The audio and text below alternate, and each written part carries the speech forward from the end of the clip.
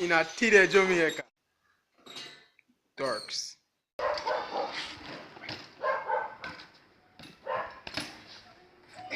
Daddy, oh.